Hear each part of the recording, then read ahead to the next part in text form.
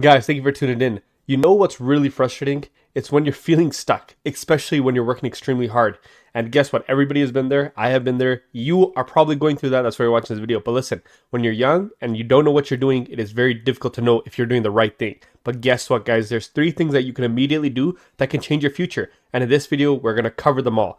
Just trust me. 3 things, that's all you need to do in order to make sure that you're going down the right pathway for success. All right? If you're in your early 20s, trust me, guys, you're going to want to hear it. Let's get right on into it. With the idea of not wanting to waste time, let's get into part number 1, and that is going to be compounding. Guys, if you watched any of my videos, you know that compounding is one of my favorite topics that I speak about. Now, why do I love compounding? There's a lot of reasons. The first is it is very straightforward. You don't need to have a master's degree or a single degree or even a diploma to understand how compounding works. Interest builds on interest. If your money is 100 and your money grows to 110 next year, the money from that is going to be 121 the next year, because not only is your $100 growing at 10%, but the $10 that was also grown that same year is also growing by 10%. This is why a lot of people get very rich later down the road. I made a video about Warren Buffett and how he used compounding to create some great returns over the last pretty much a couple 50 years. But you guys can take a look, guys. Even in Warren Buffett's case, compounding has assisted him. 90% of his wealth was made after 99% of his wealth was made after the age of 50, which is crazy to think about. Now, I know a lot of people, when it comes to compounding, don't want to do compounding because they think, oh, it's going to take too long. But guys, building a plan B, a safety net, so you can work on your plan A is the best thing you can do. And trust me, when you're 20 years old, $100 means nothing to you, especially at this day and age. $100 invested, you're not going to remember it. You're not even going to remember where you spent it on. If a lot of people are going to go to the club and spend it on alcohol, but you don't need to. Just spend $100, put it out of your account, and just work on it. This almost guarantees and sets you up for retirement, guys. Take a look at the chart, and that's it.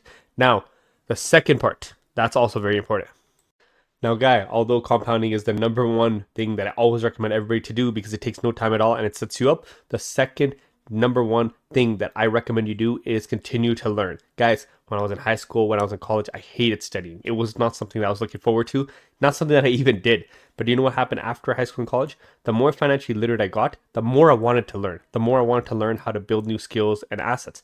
Guys, understand, if you want to build a business, do you know what you need? A lot of hats. You need to be able to wear the hat of the editor, of the filmmaker, of the writer. You have to be able to do this stuff because in the beginning, you're not going to have enough money to create these businesses or to create these people for these roles, and you're not going to be able to pay them. So do you know what you have to do? Learn. And learning helps you, especially when you learn something that you don't even need to know yet. So guys, listen, you guys can learn easily and free from YouTube, from Facebook, from Instagram. You can learn pretty much free for anything, even if you want to use a paid service. I use Skillshare for 30 days on a free trial. And I fully learned DaVinci Resolve and Canva. And that's how I edit these videos. And I'm not the greatest at it, but man, I'm continuing to learn and learning new things and implementing them on that video. A proof of this is look at my video from 3 months ago when I pretty much started YouTube. I had no editing, very little editing. I had random images pop up and now I'm able to make animation with this and it's amazing. Guys, the abilities I learned from this, whether the YouTube channel succeeds or not, are abilities I can take to continue to my workflow. Same thing as when I used Corsa. I recommend Corsa a while ago. Guess what I learned? I learned SEO marketing, and that really helped me take my business on the Google Explore page, and it's brought a lot of business since. Guys, understand, when you have nothing to do and you don't know what you're doing, continue to learn. Read books, and don't read. I'm not telling you guys to read fiction books, because that's not what I'm doing. I'm sure there's a place for that, especially if you like reading. But guys, read stuff from people. Listen from the eyes. There's no other way in this entire world, you got to understand this, where you can learn the mistakes of successful people before you become successful.